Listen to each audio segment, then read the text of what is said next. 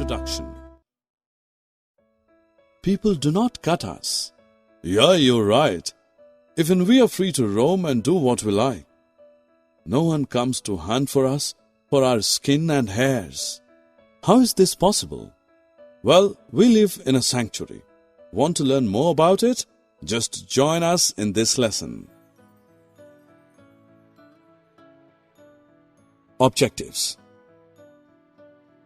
At the end of this lesson, you'll be able to list the various protected areas meant for the conservation of plants and animals. Describe wildlife sanctuary, national park, and biosphere reserve. Friends, a great variety of plants and animals exists on Earth. They are essential for the well-being and survival of the mankind. But a major threat to survival of these organisms is deforestation. Deforestation is clearing of forests and using that land for other purposes. Some natural causes of deforestation are forest fires and severe droughts.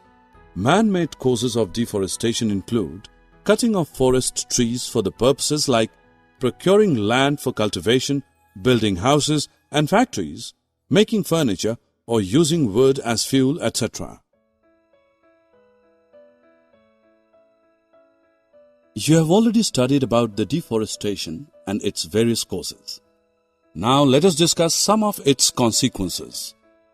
Droughts. Plants need carbon dioxide for photosynthesis.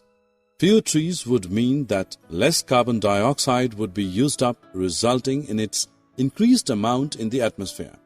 This will lead to global warming as carbon dioxide traps the heat rays reflected by the Earth. The increase in the temperature on the Earth disturbs the water cycle and may reduce rainfall. This could cause droughts. Soil erosion. Fewer trees result in more soil erosion. Removal of the top layers of the soil exposes the lower hard and rocky layers. This layer of soil has less humus and is less fertile.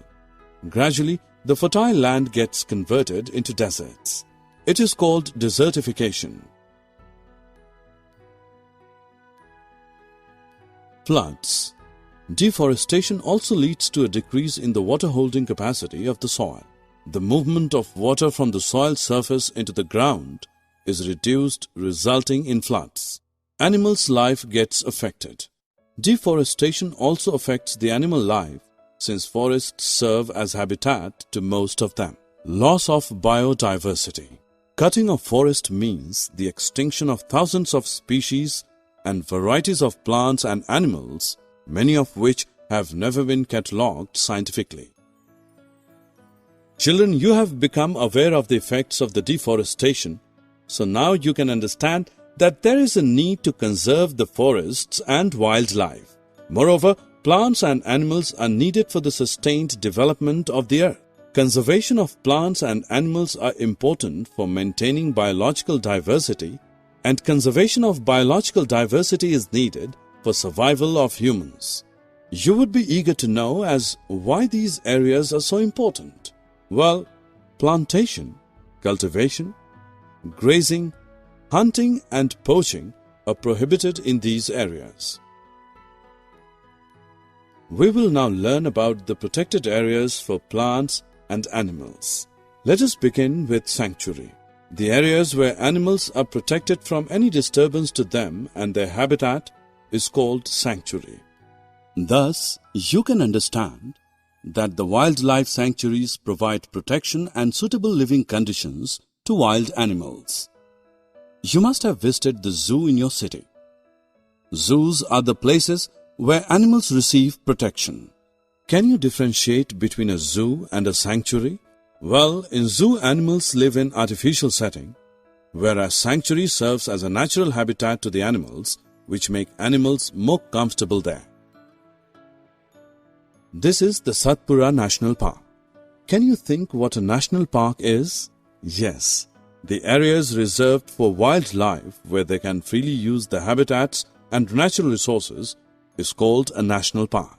It is interesting to note that this is the first reserve forest of India. It is famous for its tiger reserve. Children, Project Tiger was launched by the government to protect the tigers in the country. The objective of this project was to ensure the survival and maintenance of the tiger population in the country. Apart from the Satpura National Park, Corbett, Kaziranga, Kanha and Ranthambore are the other national parks made for the conservation of animals. Let us now look at a biosphere reserve. Large areas of protected land for conservation of wildlife, plant and animal resources and traditional life of the tribals living in the area are called biosphere reserves. These help to maintain the biodiversity and culture of an area. Do you know a biosphere reserve may also contain other protected areas in it? Yes, let me tell you an example.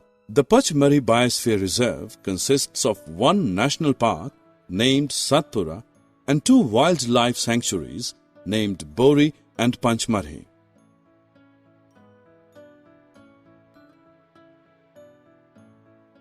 Summary. Let us summarize what we have learned. Deforestation is cutting of forest trees on large scale.